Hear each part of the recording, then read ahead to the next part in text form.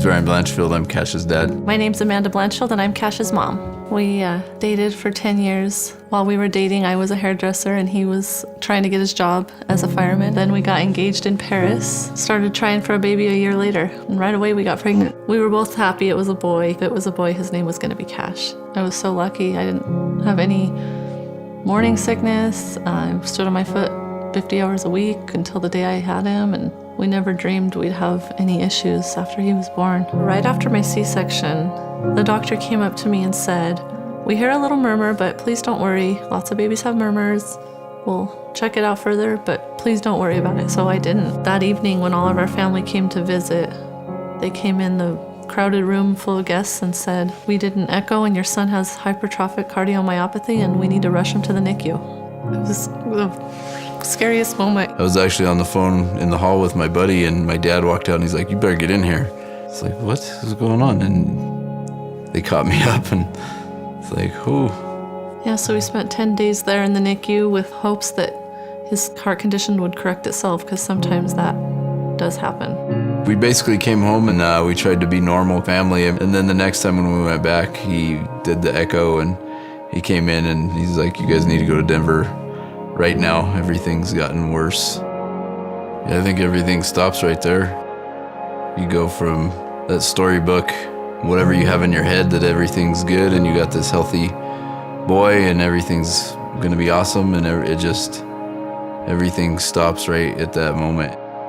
After many, many days and hours of research, they worked really hard to try to find us other options, but all the doctors decided that the only option was transplant. I mean, it's such a rare condition that he has.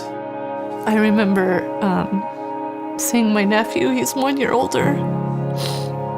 And I just was like, "God, please, I just want a healthy 1-year-old. Like, just to know he could make it to his 1-year-old birthday was just like unreal at that point, because they said he was at high risk of sudden death. And even if we did put him on the transplant list, they didn't know if he would make it for a heart. I felt like we had already lost him. I was so scared. I don't think you can even describe that feeling until you're living it. They felt at that point he was too sick to live outside the hospital and wait for a heart, so we just moved into the hospital and waited. I was on FMLA, just normal baby leave stuff, and going into it like we did, we had no idea if there was gonna be a month or if this was gonna be a year. I called my buddy Zim, and I said that they wanted to,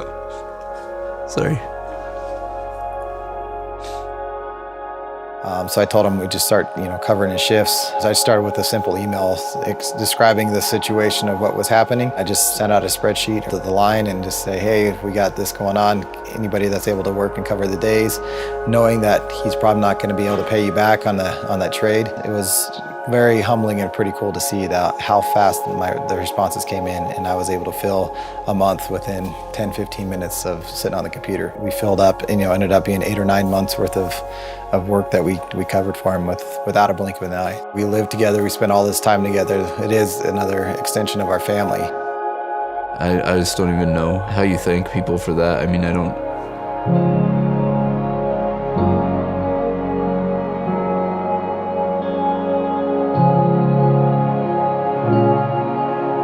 We were just sitting there, living our daily lives in the hospital, and my phone rang, and it was a blocked number. And she said, "We have a heart for Cash." And so we just started screaming and crying and hugging each other and hugging Cash. And he was smiling, and he was just looking at us like, "Why are we all so excited?"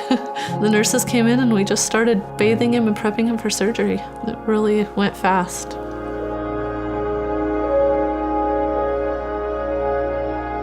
When we got to hold him for the first time, I didn't think it was even possible. He probably had 30 med pumps going and a vent. All the nurses got all the wires all situated and set him in my arms, and I can't even look at that picture still to this day without crying, because it's just unbelievable what he went through.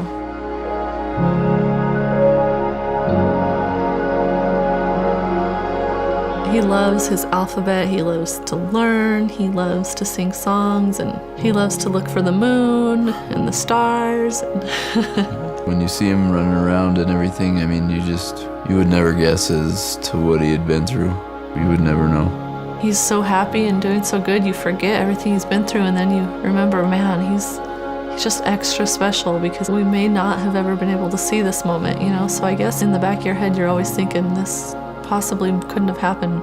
I don't think people really know about pediatric heart defects. I mean, it's the #1 killer of kids. People think cancer and stuff, and it's not, it's this. And it's just been, you know, in really my lifetime that they've got it to where it is, you know? Like if they flat out told us if this was you when I was born, it would have been the same. But now it's your boy, like we have options. I think the research and the medical technology has just gotten better, and it's only going to get better with time as long as there's funding for more and more amazingly smart people to come up with better solutions and better medicines. And this is what saves kids' lives, is this medicines and this research that has got us to where we are at today that we can have our son. I mean, if none of this would have happened, you know, we would have lost him.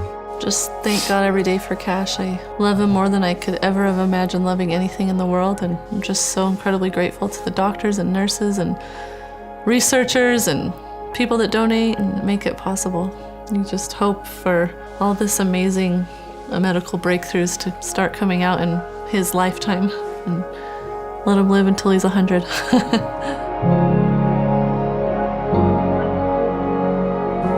Give me emoji.